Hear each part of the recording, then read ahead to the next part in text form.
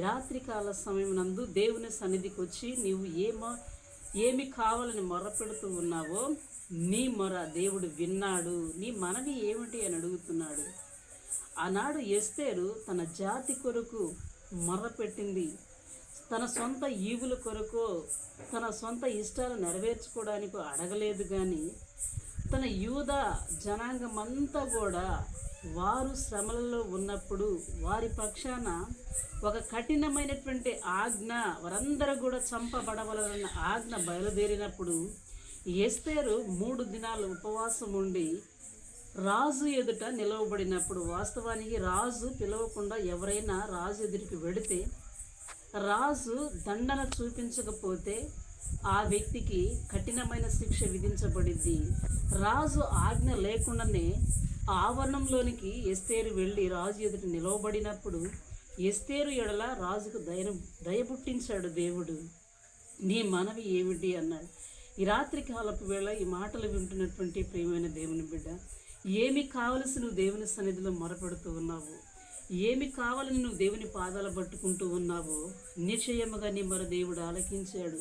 నీ ప్రార్థనకి జవాబు త్వరలోనే రాబోతా ఉన్నది. విశ్వసించు, కలవరపడవద్దు, సందేహపడవద్దు. ఏ విషయాన్ని గూర్చి కూడా నువ్వు చింతపడవక్కర్లేదు. నిశ్చయముగా నీ ప్రార్థన దేవుడు ఆలకించి ఉన్నాడు.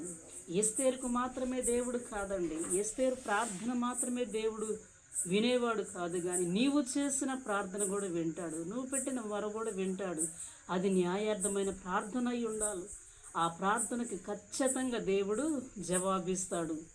ఓసారి నెహెమ్యా కూడా రాజు ఎదుట ముఖ వికారముతో నిలవబడినప్పుడు నెహెమ్యాని రాజు అడుగుతూ ఉన్నాడు, నెహెమ్యా నీకు ఆరోగ్యం బాగానే ఉంది కదా, ఎందుకు నువ్వు అలా ఉన్నావు అని రాజు అడిగినప్పుడు, నా పితరుల సమాధులుండు పట్టణము పాడైపోయి ఉండగా నేను ఎలా ఉండగలను సంతోషంగా అని చెప్పేసి రాజు ఎదుట మాట్లాడినప్పుడు రాజు నెహెమ్యాతో అన్నాడు, నీ మనవి ఏంటయ్యా అసలు అని అంటే, నా పితరుల సమాధులుండు పట్టణం పాడైపోయింది, దాన్ని తిరిగి కట్టునట్లుగా నాకు సెలవిస్తే నేను వెళతానని.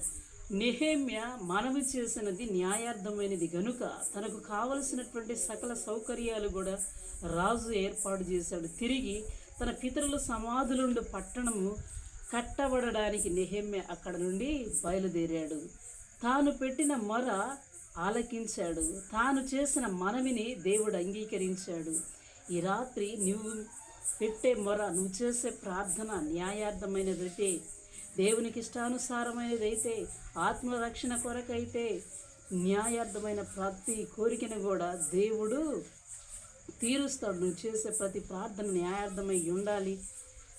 నువ్వు పొందుకున్నానని విశ్వసించి నమ్మినట్లయితే ఖచ్చితంగా కార్యాన్ని జరిగిస్తాడు. అంత మాత్రమే కాదు, బత్షెబా విషయంలో కూడా బత్షెబా చేసిన మనవిని దేవుడు ఆలకించాడు. ఈ రాత్రి కాలపు వేళ ఈ మాటలు వింటున్నటువంటి దేవుని బిడ్డ, ఏ పరిస్థితిని బట్టి నీవు దేవునితో మొర పెడతా ఉన్నావో, ఏమి కావాలని దేవుని అడుగుతూ ఉన్నాడు, ఖచ్చితంగా నీ ప్రార్థనకి త్వరలో జవాబు రాబోతూ ఉన్నది.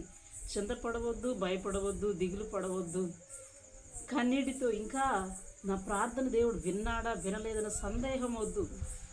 సందేహం లేకుండా ఆవగింజంత విశ్వాసంతో నీవు ఉన్నట్లయితే ఖచ్చితంగా నీవు కోరుకున్నది దేవుడు అనుగ్రహిస్తాడు.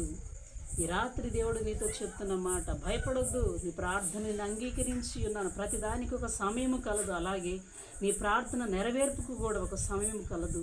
నీ బిడ్డల కొరకు ప్రార్థన చేస్తున్నావా, నీ కుటుంబం కొరకు ప్రార్థన చేస్తున్నావా, లేక నీ భర్త కొరకు ప్రార్థన చేస్తున్నావా, నీ భార్య కొరకు ప్రార్థన చేస్తున్నావా, లేక నీకు కలిగి ఉన్నటువంటి నీ కష్టార్జితము కొరకు నువ్వు కష్టపడుతున్న నీ కష్టార్జితం చేతిలో నిలవకుండా ఖర్చు అయిపోతున్న దాన్ని బట్టి మొరపెడుతూ ఉన్నావా? నా దేవుడు నిన్ను ఆశీర్వదించబోతున్నాడు. నీ చేతుల కష్టార్జితాన్ని ఆశీర్వదించబోతున్నాడు. నువ్వు చేసిన ప్రార్థన అంగీకరించబోతున్నాడు. దేని విషయానికి కూడా నీవు భయపడాల్సిన అవసరం లేదు. దేవుని యొద్ద నీవు చేసిన ప్రార్థనని, నువ్వు పెట్టిన మొరని దేవుడు ఖచ్చితంగా ఆలకించి ఉన్నాడు.